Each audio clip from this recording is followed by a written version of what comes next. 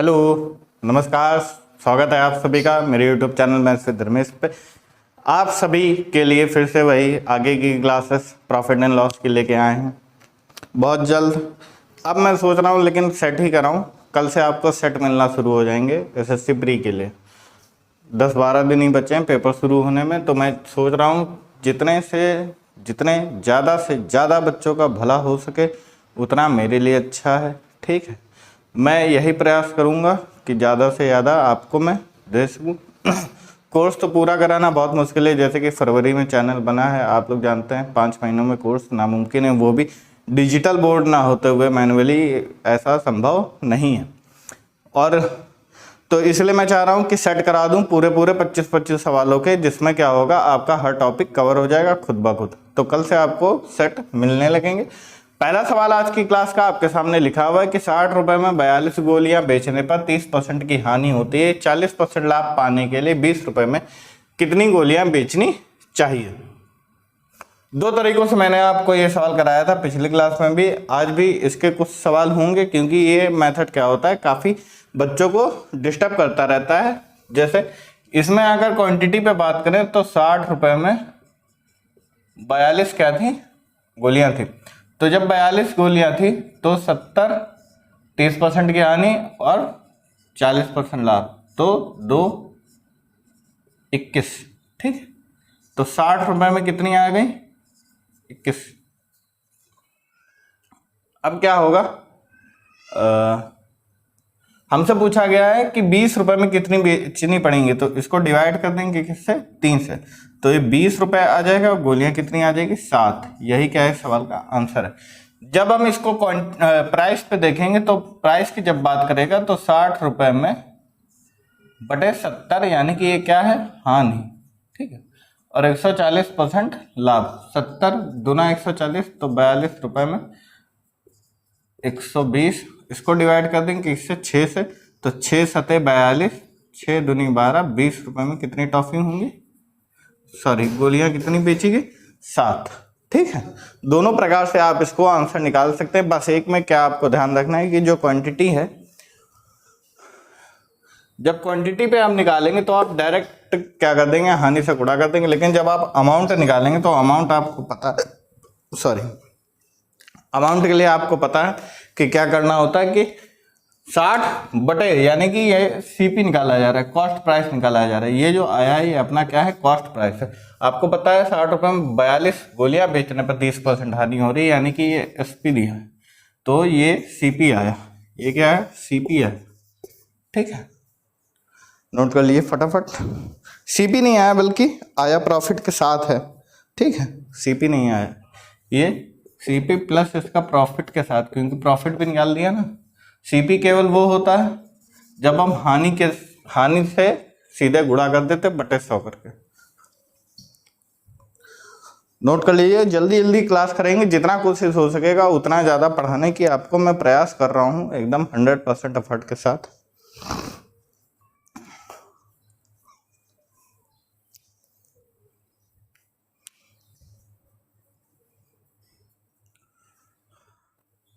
चलिए बढ़ते हैं अपने अगले सवाल की तरफ, जो कि आपके सामने ये रहा। देखिए सवाल को, चलिए देखिए सवाल को पंखे की आवाज़ के साथ। थोड़ी बहुत आवाज़ आएगी, ज़्यादा नहीं आएगी। एज यू नो गर्मी है, चाहे जितनी बरसात हो जाए गर्मी नहीं खत्म होती है अक्टूबर तक। 120 रुपये में 39 अंडे बेचने पर 20% की हानि होती है। तो देखो बेटा, सबसे पहले हम देखेंगे क्वांटिटी पे, तो 120 रुपये में 39 अंडे बेच रहा था, तो 20% की क्या हो रही थी हानि हो रही थी। ठीक, और 130% का उसको क्या चाहिए लाभ चाहिए। ठीक, तो सिंपल है, 13 तिया 39, तो 120 रुपये में 3 और थे 24। लेकिन बात कर रहा है कि 75 रुपये में कितने अंडे बेचने पड़ेंगे। तो इसको 75 बनाने के लिए क्या किया जाए, 120 रुपये को बताओ 15 अट्ठे, ये 15 से लेकिन नहीं कटेगा,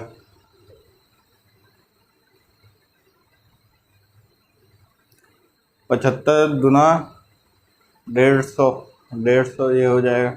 ऐसे करके देख लेते हैं, 75 रुपये गुणे 24 बटे 120 गुणे 75। ठीक, तो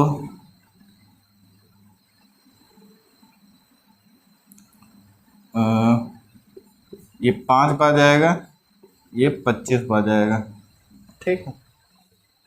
5 चौक 20, 5 दूना 10, 2 12, ये 25 बार चला जाएगा। तो 75 रुपये में 25 अंडे, यही क्या है सवाल का आंसर। नोट कर लिए फटाफट, यही होगा मेरे ख्याल से आंसर।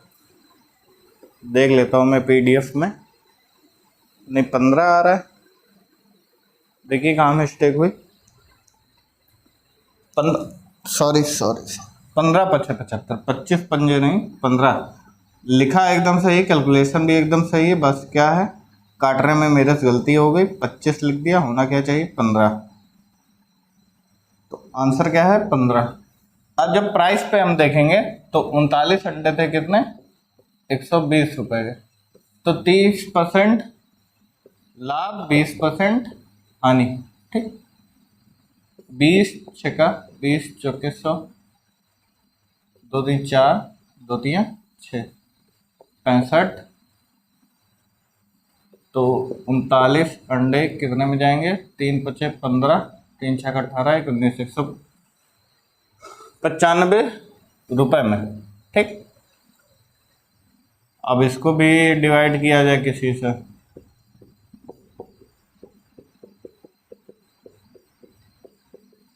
₹75, ये रुपए है, ठीक है। ये 5 बार चला जाएगा, ये 15 पचे 75 हो जाएगा, 15 75, यही क्या है सवाल का आंसर कि 15 अंडे वो बेचेगा 75 रुपये में। कैलकुलेशन देखिए, कहीं केवल क्या होता है क्वेश्चन लिखा होता है, उसका आंसर लिखा होता है, कैलकुलेशन कहीं पे भी लिखी नहीं होती। इसलिए जब भी मैं बोर्ड पे करता हूँ तो आपको मैं ये कोशिश करता हूँ कि आपको भी जेन्युइन लगे कि हाँ सर कोई छाप नहीं रहे हैं कैलकुलेशन। इसलिए कैलकुलेशन क्या होती है कभी मैं नहीं छापता हूँ, डायरेक्ट क्वेश्चन लिखा होता है, आंसर लिखा होता है मेरे सामने दूसरे मोबाइल के पीडीएफ में, और कैलकुलेशन में अपने आप, इसलिए तो मिस्टेक हो जाती, और आपको पता है मिस्टेक अच्छे से हो जाती। 15 क्या है सवाल का आंसर है कि कितने 75 रुपये में वो बेचेगा अंडे, तो बेटा 15 रुपये में वो अंडे बेचेगा। नोट करिए फटाफट। ये नए मार्कर पता नहीं क्यों ऐसे चलते हैं, ये दूसरा लाया हूँ मैं, दूसरा नहीं सॉरी तीसरा लाया हूँ। जब उस दिन वो वाला पतला चल रहा था तो ये हल्का मोटा मैं लेके आया, तब भी जो है हाल यही है, लेकिन आपको दिख रहा होगा साफ एकदम, हल्का भले जित दिख रहा हो, देख बढ़िया रहा है। बस वीडियो ब्लर भी नहीं है, आवाज़ भी आपको साफ आ रही होगी एकदम, कोई दिक्कत की बात नहीं है। एसडीएम वाली न्यूज़ किसने सुनी भाई, किसने एसडीएम वाली न्यूज़ सुनी? आप कमेंट सेक्शन में जरूर बताइए कि क्या लड़का अपने बयान पे मतलब कि लड़के के साथ गलत हो रहा है या लड़की के साथ गलत हो रहा है। कई बार क्या होता है कि लड़का नहीं गलत होता है, लड़की ही गलत होती है, ठीक है। इसमें अब जैसे कोर्ट केस होगा, जांच होंगी तो समझ में आएगा कि क्या लड़का सच में प्रताड़ित कर रहा था महिला को दहेज के लिए, या फिर लड़की सच में एसडीएम बनने के बाद लड़के को छोड़ना चाहती है, ठीक है, क्योंकि वो क्या था सफाई कर्मी था। तो इसलिए कई न्यूज़ आती हैं, एक अभी लेटेस्ट न्यूज़ आई थी कि टीचर बनने के बाद महिला ने अपने पति को छोड़ दिया, वो किसी और के साथ रहने लगी, उसका पद क्या हो गया अब ऊंचा हो गया क्योंकि इसलिए। तो बेटा इन सब चीज़ों पे ये है कभी भी कमेंट नहीं करना चाहिए कि कौन सही है कौन गलत है, ठीक। कई बार पहलू जो होते हैं सोशल मीडिया पर वो कुछ और नज़र आते हैं, हकीकत कुछ और होती है, समझ में आ रहा है कि नहीं। जैसे बोलना तो नहीं चाहिए लेकिन जैसे पीएम सिक्योरिटी का जो मामला था, सिक्योरिटी ब्रीच का पंजाब में, वो उस पर देखिए कोई कार्रवाई नहीं हुई, कुछ भी नहीं हुआ, क्योंकि वो क्या था उनकी अनुमति से हुआ था। वरना सिक्योरिटी ब्रीच करने का मतलब है पूरी कार्रवाई होना, सबको सस्पेंड कर देना, बहुत बड़ी कार्रवाई होती है वो, लेकिन उनका कॉन्वे जो है वो बहुत देर तक रुका रहा। तो इससे पता चलता है कि वो न्यूज़ क्या थी, अफवाह थी, क्योंकि उस समय क्या था पंजाब चुनाव था, तो पंजाब को बदनाम करने की साजिश से उस समय चन्नी साहब सीएम थे, है ना। तो ये सब सारी चीज़ें हैं। तो कभी कभार सोशल मीडिया की रियलिटी पे कभी भी सच नहीं मानना चाहिए कि हाँ एक चीज़ उठा के छापना चालू कर दी कि ये हुआ ये हुआ ये हुआ। सिक्योरिटी ब्रीच में देखिए कितना बवाला हुआ, कुछ नहीं हुआ उसके बाद, सारी चीज़ें दब गई। उड़ीसा ट्रेन हादसे में सीबीआई अभी भी जांच कंप्लीट नहीं कर पाई है। क्या था इसमें, एक स्टेशन पे छोटी सी जांच आपको करनी है, उसमें भी आपको इतना लंबा समय लग रहा है अगर, तो कोई फ़ायदा नहीं इतनी टेक्नोलॉजी और इतने मैन पावर होने का। मैं ज़्यादातर इसलिए कमेंट से बचता हूँ क्योंकि जो हकीकत है वो अगर समाज को दिखाने लग जाए तो लोग तो हमको गलत कहना शुरू कर देंगे कि आप एक पक्ष पार्टी के हैं या फिर आप एक तरफा मामला देख रहे हैं। बल्कि ऐसा नहीं होता है। जैसे जो प्रेजेंट सरकार है उसके प्रेजेंट मॉडल और आपको उसके फ्यूचर मॉडल के बारे में हमेशा सोचना चाहिए। समझ में आ रहा है कि नहीं। जैसे रवीश कुमार पत्रकार है तो वो कोई भी सरकार रही हो उसके जो काम सरकार नहीं कर पा रही है अच्छा, वो हमेशा उन कामों को गिनाता है और जो फ्यूचर में प्लान बना रही है सरकार उनके कामों को गिनाता है, ठीक। लेकिन उसको बहुत लोग कांग्रेसवादी कहने लगते हैं, एंटी नेशनल कहने लगते हैं, देशद्रोही कहने लगते हैं, देशद्रोही पत्रकार है। तो बेटा ये सब सारी चीज़ें ऐसी नहीं होती हैं। आपको ये सब समझना चाहिए कि कोई भी व्यक्ति अगर सरकार की बुराई कर रहा है तो इसका मतलब ये नहीं कि वो दूसरी पार्टी का है या फिर कुछ भी है। इसका मतलब सिर्फ ये है कि वो एक पढ़ा लिखा आदमी है, वो सारी चीज़ें देख रहा है, सरकार क्या कदम उठा रही है, किस लिए उठा रही है, उस पर वो बात कर रहा है। समझ में आ रहा है कि नहीं। वीडियो हिल रहा होगा हल्का सा क्योंकि पंखे की वजह से ट्राइपॉड क्या होता है, हिल जाता है इतना, लेकिन नज़रअंदाज करिए।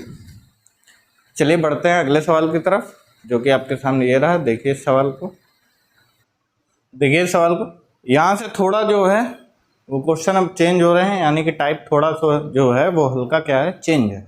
जैसे उसमें हानि और पहले लाभ बताया जा रहा था, उसके बाद फिर से आपको लाभ या हानि निकालनी थी। इसमें केवल आपको लाभ या फिर हानि निकालनी है कि एक व्यक्ति 1 रुपये में 36 की दर से कुछ सेब खरीदता है, 44% का लाभ कमाने के लिए 1 रुपये में कितने सेब बेचने पड़ेंगे। तो 1 रुपये में 36 सेब वो क्या है, खरीद रहा है, सीपी है। आपको एसपी बताना है तो आपको पता है कि क्वांटिटी और रुपए के बीच में सीधे आप निकाल दीजिए कि 144 और बटे 100, ये आपका आंसर निकल आएगा, ठीक है। निकालना आपको 1 रुपये में ही है तो ऐसे निकाल लीजिए 36 चौके 100 4 25, तो ये 25 इधर आ जाएगा तो 25 1 रुपये।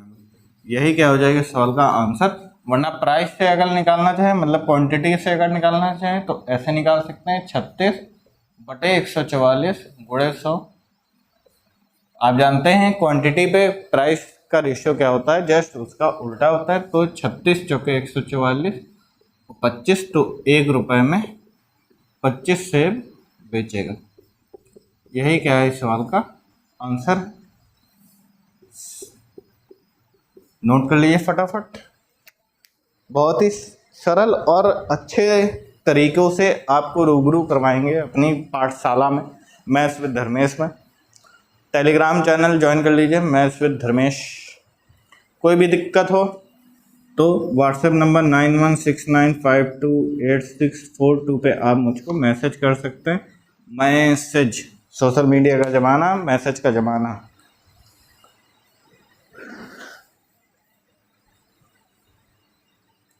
इतनी गलत गलत न्यूज़ आती हैं कि समझ में नहीं आता है कि क्या ही करा जाए सोशल मीडिया का। इतनी गलत गलत फर्जी न्यूज़, समझ में आ रहा है कि नहीं। क्या नाम है, अभी जैसे लेटेस्ट में कोई न्यूज़ आई थी तो न्यूज़ भी मैं भूल गया, वो मतलब उसको सर्च करना पड़ा मुझे कि यार सच में ये ऐसा हुआ है। इतनी क्रूरता भरी वो न्यूज़ थी, लेकिन वैसा कुछ नहीं हुआ था, उसके बारे में कहीं भी जानकारी नहीं थी। वरना कोई भी घटना घटित होती है तो छोटे मोटे पत्रकार ही सही, लेकिन उसको उजागर जरूर करते हैं, उसको समाज के सामने लाते जरूर हैं कहीं ना कहीं।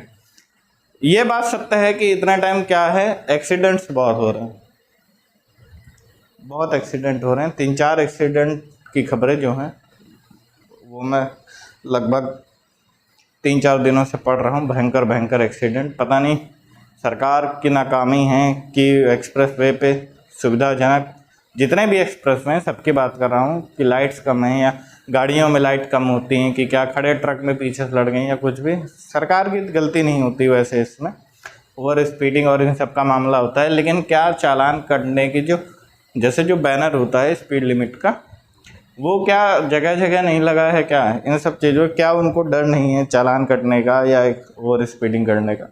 ये सब सारी चीज़ें पुलिस एक्सप्रेस वे पे जो होती है वो मुहैया है कि नहीं, वो उनको उनके खिलाफ एक्शन लेती है कि नहीं, ये सब सारी चीज़ें तो देखनी पड़ती।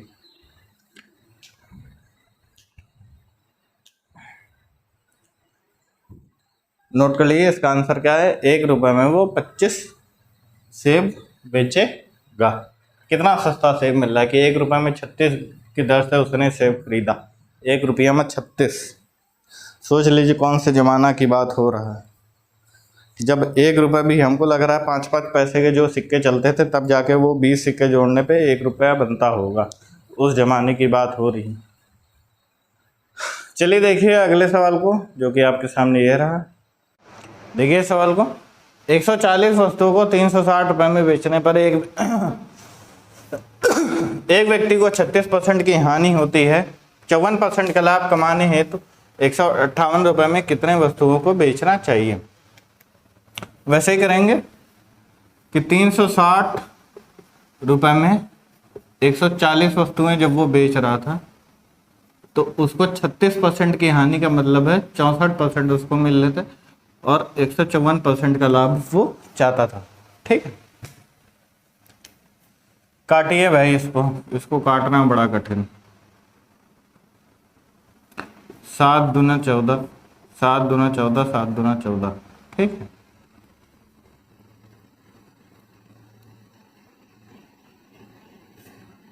11, 2 3 6, 2 2 4, इतना आ गया।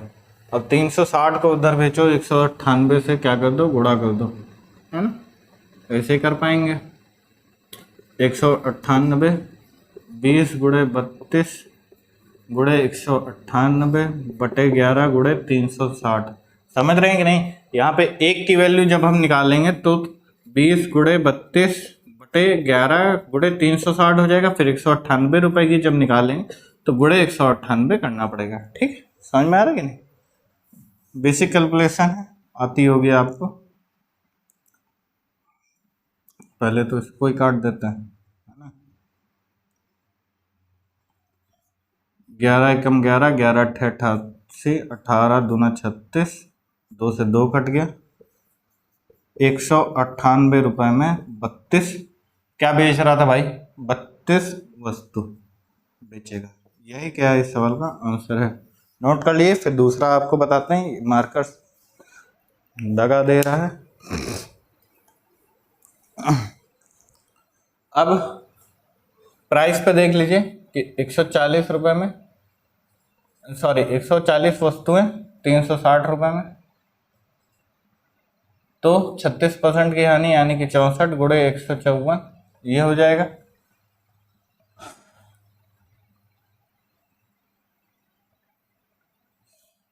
ये सब इधर गुणा कर दिए, 140 गुणे 64 बटे 360। कैलकुलेशन आसान करने के ये सब तरीके हैं। और यहाँ पे 198 रुपये, तो यहाँ पे 198 गुणे में आ जाएगा। ठीक, इतना होगा। तो 11 एकम 11, 11 चौक 44, है ना? 11 एकम 11, 11 अट्ठे 18 दूना 36, 20, 20 सत्ते और 7 दूना 14 दूना 64 वस्तु। हर मामले में आंसर देखिए वही आएगा, आंसर नहीं गलत आएगा। तो 32 क्या हो जाएगा, इस सवाल का आंसर हो जाएगा। नोट कर लिए फटाफट। बड़ा सवाल था ये, बड़ा नहीं था, कैलकुलेशन बड़ी हो जाती है, सवाल क्या ही बड़ा होगा।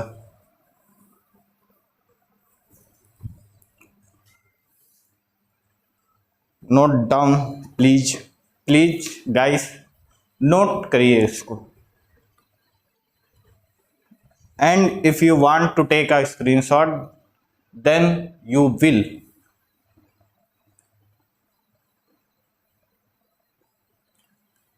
You are free to take a screenshot of this question. बहुत इंग्लिश आती है मुझे, बहुत। You can't talk with me in English. है ना। जैसे कोई भी व्यक्ति अगर गांव या मोहल्ले से आता है तो उसको प्रोनाउंसिएशन में क्या होता है, शुरुआत में थोड़ी बहुत दिक्कतें होती ही होती हैं। जैसे हम लोग तो मान लीजिए शुरुआत से इंग्लिश मीडियम में पढ़े हैं, तब भी कुछ वर्ड्स ऐसे होते हैं जिनको प्रोनाउंसिएट करना बहुत कठिन होता है। पहली बात तो शुरुआत में तो जैसे जैसे लगभग 4th या 5th क्लास में था मैं, तो ये प्रोनाउंसिएट जो वर्ड होता है इसको प्रोनाउंसिएट करने में ही मुझे प्रोनाउंसिएट टफ लगता था, है ना। लेकिन धीरे धीरे फिर पता चला प्रोनाउंसिएट होता है ना। ये अलग अलग भाषा हैं। प्लम्बर नहीं होता है, क्या होता है, पंबर होता है, प्लमर होता है, प्लमर होता है। ये सब सारी चीज़ें हैं। बहुत कैल्शियम, है ना, मैग्नीशियम, ये सब प्रोनाउंसिएट है। तो यू कांट, जैसे टॉक अगर बोलना है, ठीक है, टॉक, तो शुरुआत में जो आएगा मान लीजिए तो वो पहले तो टाक बोलेगा, उसको टाक, चाक, है ना। हमारे क्लास में जो टीचर्स थे वो थे अच्छे, सभी पढ़ाने में बहुत एक्सपर्ट थे, आज भी वो बहुत एक्सपर्ट है, उनसे तो तुलना ही नहीं कर सकते। मैथ में वो इतने एक्सपर्ट थे कि इंटर में जो कभी कभार होता है ना, आईआईटी के सवाल एक दो छोटे छोटे एचएम पब्लिकेशन में देखिएगा, हम लोगों के टाइम की बुकें में, हम लोग के टाइम का मतलब बाबा आदम के बुकें की बात नहीं कर रहा हूँ, जब कोर्स अलग होता था, जब कोर्स एक ही में आता था, फर्स्ट ईयर इंटर का मिला के एक ही, तो उसमें कई सवाल क्या होते थे, टफ जो आईआईटी के होते थे वो दे दिए जाते थे, तो उनको भी हल कराने की क्षमता उन लोग में होती थी। हिंदी मीडियम पढ़े होने के बावजूद वो इंग्लिश में पढ़ा पाते थे और अच्छी खासी इंग्लिश थी उनकी। लेकिन क्या फ़र्क था, केवल प्रोनाउंसिएट करने का, क्योंकि होता है बिल्कुल, आप कहीं भी किसी भी माहौल में अगर चले जाएँ, आपसे कहा जाए अमेरिकन एसेंट बोल लीजिए तो आप नहीं बोल पाएंगे, तो वो लोग भी ऐसे चाक ले आओ, हैं, डोंट टाक आपस में, है ना, वो लोग यही कहते थे कि डोंट टाक आपस में, है ना।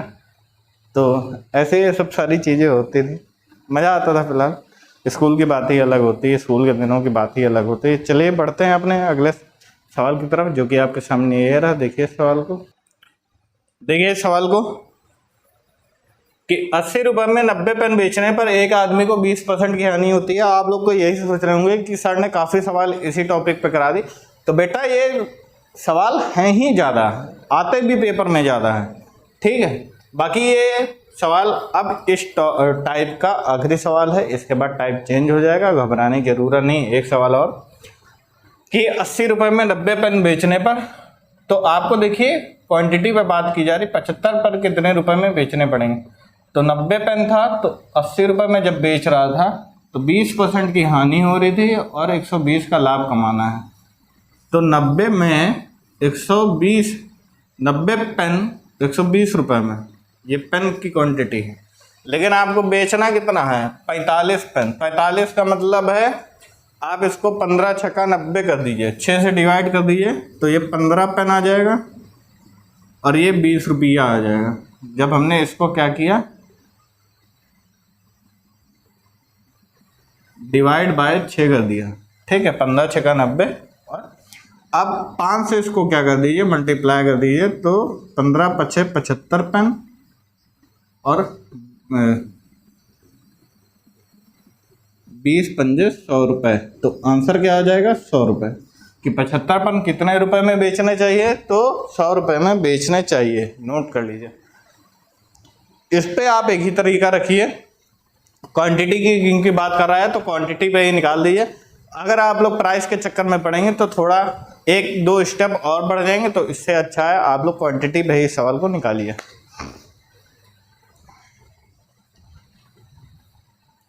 नोट करिए फटाफट। यही सवाल अंतिम इस टाइप का, इसके बाद नया टाइप शुरू होगा प्रॉफिट एंड लॉस का। कल आपको एक सेट में एसएससी का 25 क्वेश्चन का बना के हर हालत में मैं कराऊंगा। उसकी पीडीएफ भी टेलीग्राम पे डाल देंगे, ठीक है, तुरंत, उसके तो तुरंत डाल देंगे, क्योंकि क्वेश्चन नोट करने हैं, नोट करके उसको टाइप करवा के तुरंत जो है डाल देंगे। सोचिए अकेले ही मैं इतनी मेहनत कर रहा हूँ, वीडियो भी खुद बनाता हूँ, क्वेश्चन भी खुद लिखता हूँ, जो टाइप करवाना होता है पीडीएफ के रूप में उसको भी खुद ही करता हूँ। कोई मैन पावर नहीं है एक्स्ट्रा मेरे पास, कोई भी, कभी कभार क्या होता है कि जो ऑफलाइन के बच्चे हैं जिनकी एक्स्ट्रा क्लास होती है वो केवल सामने बैठ जाते हैं बस, बाकी कुछ नहीं, नो मैन पावर। अकेले ही ऑलराउंडर बनना है। और जो वीडियो की एडिटिंग होती है, नॉइस रिडक्शन जो होता है बैक का, ज़्यादा से ज़्यादा कोशिश यही करते हैं कि पूरी अच्छे से रिमूव हो जाए, लेकिन नहीं हो पाती उतनी। लेकिन जितना भी एडिटिंग हो पाता है वो सब फ़ोन पे ही होता है अच्छे तरीके से। पूरा कोशिश करते हैं कि सब हो पाए। नोट करिए सवाल को और चक्कर में कम पड़िए। 2024 का इलेक्शन है, ठीक है। आप लोग हिंदू और मुसलमान ये सब ना करिए, आपस में एकता बनाए रखिए। आप सब पढ़े लिखे लोग हैं, इस देश का भविष्य है, तो आपस में तनाव की स्थिति बिल्कुल मत रखिए। किसी भी पार्टी के बहकावे में मत आइए। आपको अपने गोल पे फोकस करना है, आपको नौकरी पानी है। सरकार वैकेंसी कम निकाल रही है। आप लोग जानते हैं कि पिछले 9 सालों में वैकेंसी सबसे ज़्यादा कम आई हैं, तो केवल एनडीए की सरकार में ही कम आई हैं, बाकी नहीं। तो इसलिए चुनाव के मुद्दे पे आप बिल्कुल ध्यान मत दीजिए, आप अपनी पढ़ाई करिए। 24 में इलेक्शन है, आप उस पर ध्यान मत दीजिए। पता चला पढ़ाई लिखाई सोच के कैंपेन करने लगे, है ना, ये सब काम मत करिए। आप पढ़ते रहिए, ठीक है। पढ़े लिखे होने के नाते आप इस बात को समझिए कि क्या सरकार सही कर रही है, क्या गलत कर रही है, कौन सी सरकार अच्छी, कौन सी सरकार बुरी है। बीजेपी की अच्छी है तो आप बीजेपी को वोट दीजिए, कांग्रेस की अच्छी है आप कांग्रेस को वोट दीजिए। इसमें कोई भी गलत काम नहीं है। जो भी आपका मन करे, जो भी आपके मन में अच्छा लगे आप वो करिए। बस चक्कर में मत पड़िए, अपनी पढ़ाई से आप भटकिए नहीं बिल्कुल भी, ठीक है। जो भी सोशल मीडिया पे फॉल्स स्टेटमेंट्स या फिर फॉल्स न्यूज़ आती हैं उन पे आप ध्यान बिल्कुल मत दीजिए। मैं जानता हूँ फ़ोन सबके पास होगा, कुछ ही बच्चे ऐसे होंगे जो कीपैड फ़ोन से पढ़ाई लिखाई कर रहे होंगे, अपना काम चला रहे होंगे, ठीक है। लेकिन बाकी बच्चे तो ज़रूर रखे होंगे। करंट अफेयर वगैरह ऑनलाइन इतनी पढ़ाई होती है क्योंकि, तो फ़ोन तो होगा ही सबके पास।